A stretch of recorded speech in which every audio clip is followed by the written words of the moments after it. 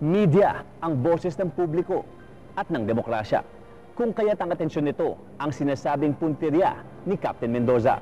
Pero dahil sa marahas na kinahinatnan ng kanyang mga aksyon, ang media na nais niya sana makinig sa kanyang mga hinaing ay siyang naging saksi sa kanyang madugong katapusan.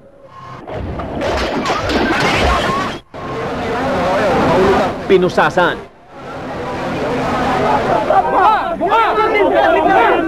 Tinaboy.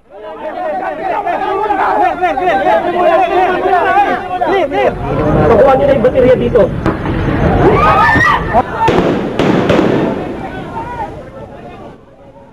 At ngayon, muli na namang sinisisi sa naging madugong wakas ng hostage taking noong Lunes.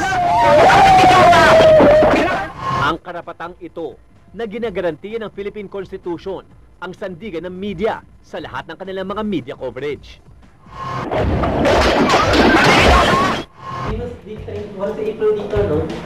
Ikinagulat ni Romel Banlaoy ng Philippine Institute for Peace, Violence, and Terrorism Research ang naging pagtugon ng media sa naganap na hostage taking. Unfortunately, media took the matters for themselves. Hindi sila na-control. Hindi sila nag-regulate. And in that kind of crisis situation, media coverage shall be regulated without undermining press freedom. Kasi alam ko rin, may mga ethics din in reporting at may mga radio stations, mga television networks also have their own self-regulating mechanism. And they will exercise self-restraint. Pero remember, the attitude of the media is to always get the scoop.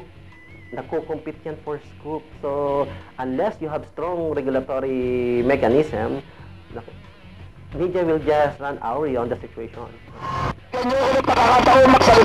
Ang pang-i-scoop sa isa't isa ang naging malaking problema din noong Ducat incident. Pero matapos din tayong mapulaan noon, ilang mga guidelines ang binuo. Gaya na lang ng PNP Memorandum, Circular Number 2006-022.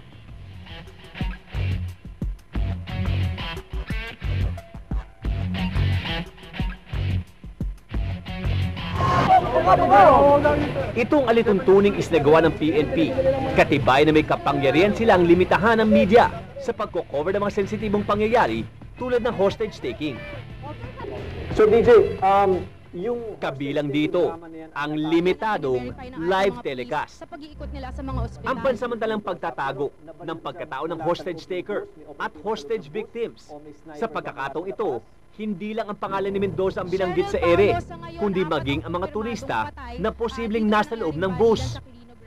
Huwag niyo akong idamay! Hindi, wala akong kasalanan! Bakit idadami niyo ang accessory?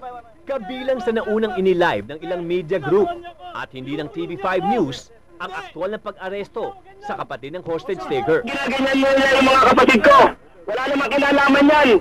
Eto, pag hindi nila binago yan, tutuluyan ko na yung mga dito na nasa loob!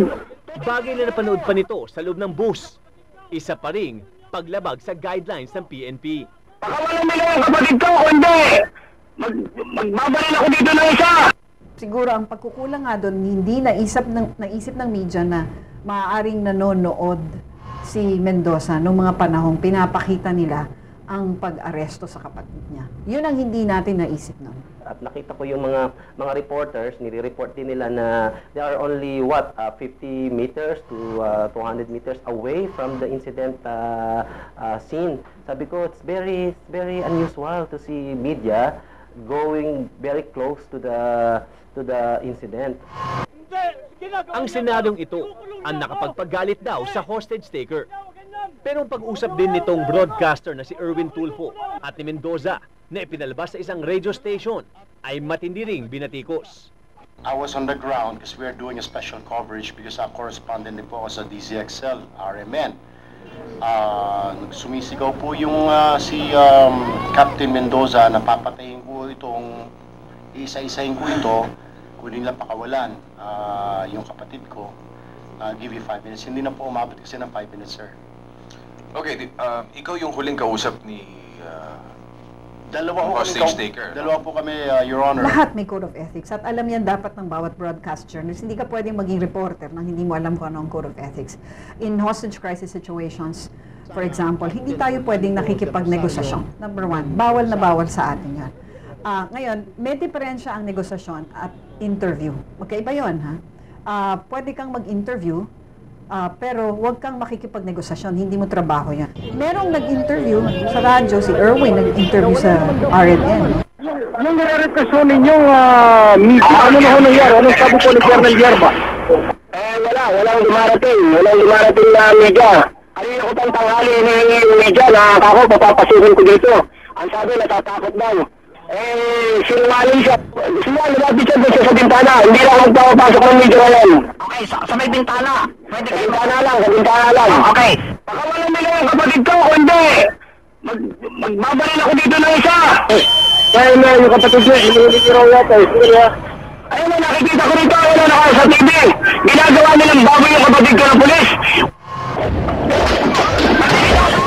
The ground commander should have told the media to just stay in one perimeter area, and they will receive information from the ground commander, and they will base their report on what the ground commander can give. Pero ang nangyari, I'm receiving all the information I need from the media. Kaya nakikita mo agad doon na yung buong scenario, nakikita mo real-time, candid information.